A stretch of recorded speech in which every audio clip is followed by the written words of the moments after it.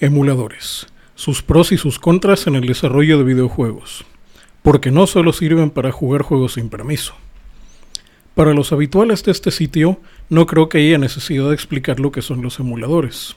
Para los que llegaron aquí por el buscador en espera de encontrar juegos gratis, daré una pequeña explicación. Un emulador es un programa de computadora que imita el funcionamiento de otra computadora diferente, tal que software programado para sistemas que no tenemos pueda correr en nuestro hardware. Los emuladores tienen muchos usos, como programar para sistemas muy pequeños e incapaces de correr herramientas de desarrollo por sí mismos, como los smartphones, o para estudiar programas antiguos hechos para computadoras que dejaron de fabricarse hace mucho tiempo. Pero seamos sinceros, ustedes no quieren saber esas cosas ni yo les voy a hablar de los usos legítimos de un emulador. Hablaré de lo que todos queremos discutir, el uso de emuladores para jugar videojuegos. El mundo de la emulación de juegos es un área bastante gris. Técnicamente programar, tener o correr un emulador es perfectamente legal, y desarrollar un emulador en base a especificaciones de hardware cuya patente ha vencido también lo es. Si quien nos dio el emulador no nos obligó a firmar un documento en el que nos obligue a usarlo de maneras muy específicas, tampoco hay problema. Donde las cosas se ponen feas es en la parte del software. Mientras la protección legal de un videojuego en su parte tecnológica, la patente, tiene una protección alrededor de 5 años, la parte artística tiene una protección que puede abarcar más de 100 años. Esto es porque se considera que una patente debe de liberarse para permitir el proceso tecnológico, progreso. Pero una obra de arte debe de ser protegida por toda la vida de su autor y sus descendientes. Y como los videojuegos en parte son obras artísticas, esa protección centenaria se extiende a ellos.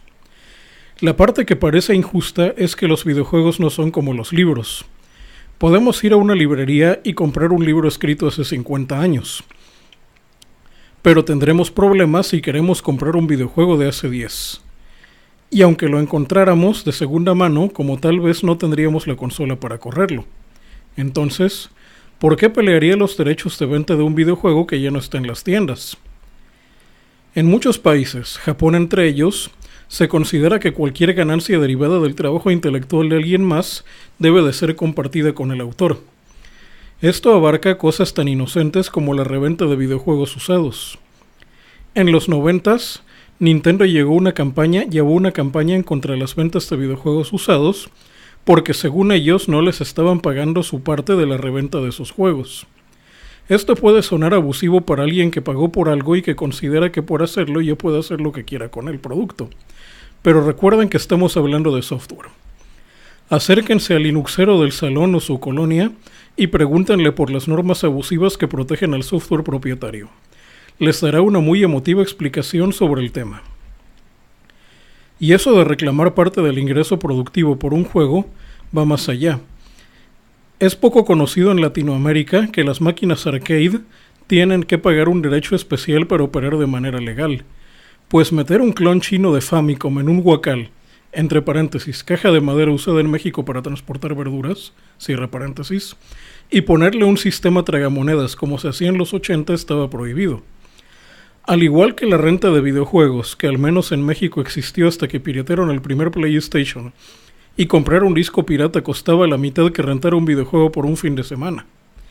Pero volvamos al asunto de los emuladores. Se supone que la única manera legal de tener un juego emulado es haber comprado una copia original de un juego y demostrar que la hemos usado.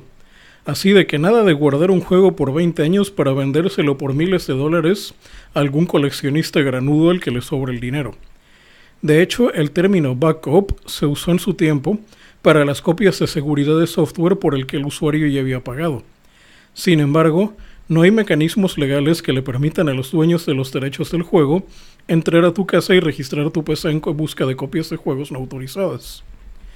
Pero no por eso los dueños de los derechos se quedarán quietos. De hecho, si pudieran, le cobrarían hasta aquellos que no tienen nada que ver con los juegos. Como ya pasó en la época en la que Microsoft le cobrara una cuota a los fabricantes de PC, aunque no incluyera ninguno de sus productos, con el pretexto de que el usuario instalaría software de Microsoft sin permiso al comprarla. Alguien dijo OS2, ¿qué es eso? Regresando a los contratos de licencia de software, recordemos que lo que compramos no es el software en sí, sino el permiso de usar el software de una manera muy pero muy específica. Así que en los contratos de licencia que nadie lee, pueden incluirse cosas como: si sospechamos que juegas sin pagar, te dejaremos inservible esa consola que tus padres te compraron con tantos sacrificios. O: el sistema debe de estar conectado permanentemente a internet y las cámaras y micrófonos no deben de obstruirse, porque los $500 que pagaste por la edición coleccionista no es suficiente para nosotros. El cartón extra y la figura de plástico barato suben mucho el precio. Ah, y somos libres de espiarte y dejar que te espíen. O mi favorita: no compartiremos tu información con nadie, excepto con el dictador de tu país tercermundista, la policía del pensamiento de la Unión de Repúblicas Civilizadas de Occidente, y organismos internacionales que compartirán tus datos con toda clase de coloridos grupos extremistas que irán a lincharte a tu casa si los criticas. Entonces, supongo que mientras no se obtenga ningún beneficio por esas copias y no nos exhibamos demasiado en internet, no tienen por qué hacernos nada serio por jugar juegos en emulador. Pero ahora pasemos a otros problemas que la emulación ha traído y que no existían antes. El caso del desarrollador que se pirateó a sí mismo. Los juegos antiguos son muy buenos, eso nadie lo niega. El problema es cuando se quiere seguir explotando una tecnología antigua sin invertirle nada. Se han registrado casos en los que las supuestas reediciones de juegos antiguos en realidad no fueron reprogramadas para hardware actual, sino que los mismos archivos binarios de las consolas antiguas corriendo bajo un emulador, sino que eran los mismos archivos de copias antiguas corriendo bajo en un emulador. Un caso concreto pasó con el PS Vita y el juego Parappa the Rapper. Se dice que cuando los aficionados al homebrew descubrieron esto, se volvieron capaces de emular no solo el primer PlayStation, sino un montón de otras consolas en el PS Vita. Y el problema no termina ahí. Probablemente hubo problemas legales, porque emuladores tan especializados normalmente son herramientas muy protegidas por todo tipo de contratos legales.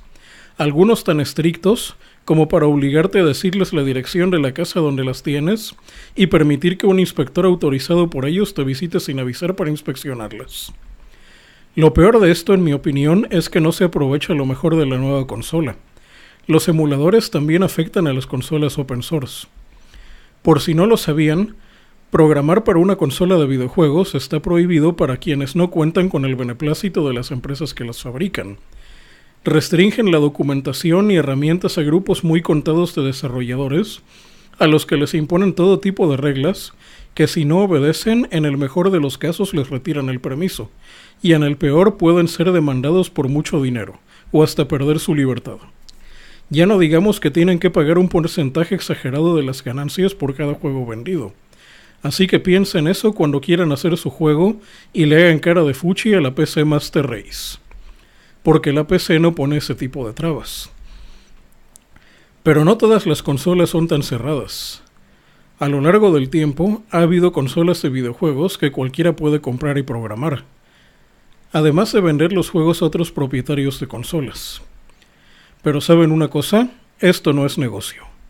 Cualquiera pensaría que los grandes desarrolladores harían grandes juegos para estas consolas, porque nada los detendría para programar y no tendrían que compartir las ganancias con nadie. Pero en la práctica, estas consolas son un agujero negro para cualquiera que pretenda ganar dinero haciendo juegos. ¿Por qué? Porque lo primero que pasa cuando un sistema abierto cae en las manos de los programadores homebrew es que se llenan de todo tipo de emuladores mal programados, y lo primero que los usuarios hacen con estos emuladores mal programados es bajarse de miles de copias de videojuegos viejos no autorizados por los que nadie recibe nada. Y antes de que me salgan con que si pagaron por la consola son libres de hacer eso, sepan también que los que hacen juegos son libres de llevarse su juego que tan caro les costó hacer a otra plataforma donde la gente sí pague por jugar. Porque si vender un juego para una consola cerrada ya es difícil, porque hay que competir con todos los juegos de esa consola, al entrar los emuladores, nuestro juego tiene que competir con todos los videojuegos que los emuladores sean capaces de correr. Y encima todos esos videojuegos son gratis. Por ejemplo, hace poco supe de alguien que vendía un Xbox 360 con varios juegos, y uno de los clientes le preguntó si podía correr el Mario Kart 64. Obviamente se refería a si el Xbox estaba alterado para recorrer juegos no autorizados, y si incluía una copia no autorizada de un juego para una consola completamente ajena a la plataforma. En lo personal, nunca he entendido por qué alguien modificaría una consola actual para correr juegos de otra consola antigua, cuando conseguir un emulador de PC para consola antigua y un joystick le saldría mucho más barato. El asunto es que los emuladores que corren en consolas sin autorización al final terminan por afectar las ventas y por lo tanto el desarrollo de juegos diseñados para el hardware de esas consolas. Y hablando de desarrollo para hardware actual, este es otro punto que no acaba de gustarme de los emuladores, que la mayoría no son tan eficientes como podría pensarse. Por ejemplo, yo ingenuamente creía que los que hacían emuladores conocían a fondo el hardware tanto del sistema a emular como el que ejecutaba el emulador. Creaban software que tomaba instrucción por instrucción a nivel máquina del software emulado y traducían y ejecutaban con la mayor eficiencia posible. Pues resulta que no. Con el tiempo me enteré de que muchas veces ya la parte de la traducción de la ROM se hace vía API o algún wrapper, o como se pronuncie, tal que no haga falta saber nada del hardware antiguo. Y luego se pasa algún mecanismo juegomático de esos que uno le pasa el BMP y ya el sistema sabe dónde están los sprites y cómo organizarlos. El resultado es que ejecutar un juego de NES en un Intel Core 2 Duo puede poner a trabajar al máximo uno de sus núcleos, y si no sobrecarga el otro es porque el que lo programó no sabe cómo explotarlos como se debe. Ya no digamos que los emuladores a veces no pueden correr juegos de los últimos años de las consolas. En general, considero que los juegos se deben de jugar en el hardware para el que fueron creados. Y si se van a emular juegos, lo mejor es usar un hardware de propósito general, y no una consola pensada para un único tipo de software.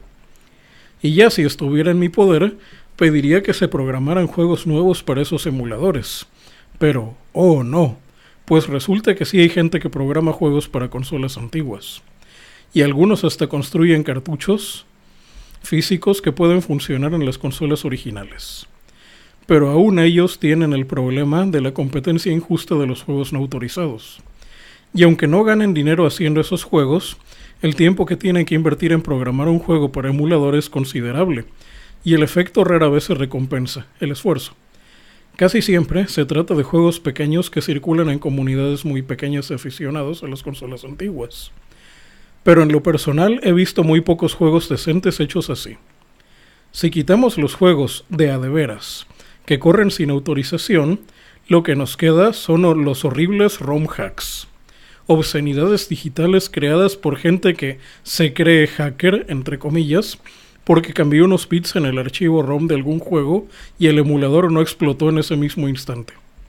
En su mayoría son modificaciones de mal gusto que hacen fallar el emulador a los pocos minutos de haber empezado a jugar.